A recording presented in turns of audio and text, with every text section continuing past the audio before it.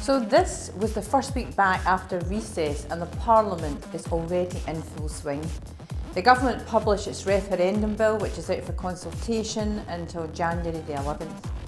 But in the meantime, we had a weekly statement from Minister for Brexit, Mike Russell. I asked him to tell the Parliament what exactly he had put forward to Theresa May in the Brexit talks to protect European citizens living and working in Scotland.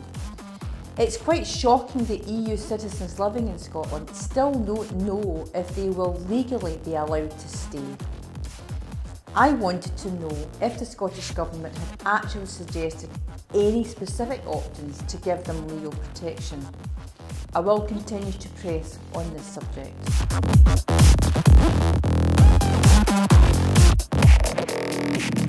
It seems at least that the EU referendum won't affect the immigration status for current EU students. Students from the EU starting university in Scotland in 2017 will continue to receive free tuition and support for the duration of their studies. It has also been confirmed by the European Commission that EU law continues to apply in full in the UK, at least until we are no longer members.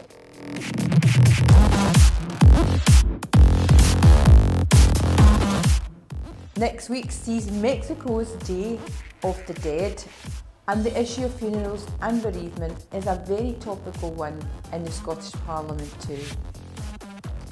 I joined the all-party group on funerals this week to begin to address the fact that burying your loved ones is becoming a very expensive business. A recent report by Citizens Advice Bureau Scotland said that the cost of burial alone is around £1,300 and that the average cost of an entire funeral is £3,350.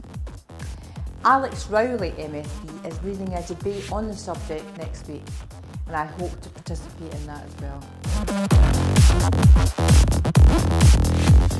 The Royal College of Nursing has just turned 100, and I went to the reception in Parliament this week.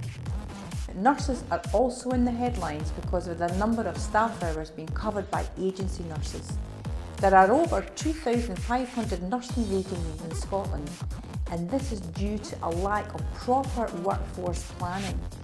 The lack of planning has led to a massive 44.9% increase in the use of agency nursing staff this year. The agencies make millions of pounds from the NHS.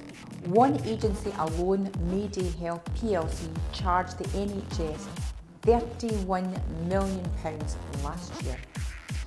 The Scottish Government has only now just started workforce planning, but why hasn't it been doing this for the last 10 years? What interests me about her work is the importance that she places on capital inequality. She emphasises this more than income inequality.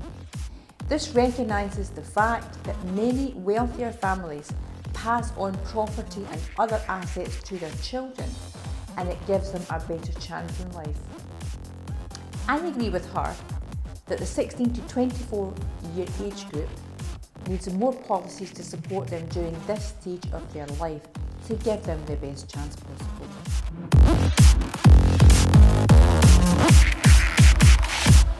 I was elected as the co-convener of the all-party group on rail services along with John Mason MSP. So many people have written to me about the state of the rail service that I have made it a priority for my work in this parliamentary session. Abellio are the current providers, and they have made huge promises to the public about improving their services, with the annual reliability and punctuality average having fallen to 89%, and the network and service undergoing unprecedented levels of change.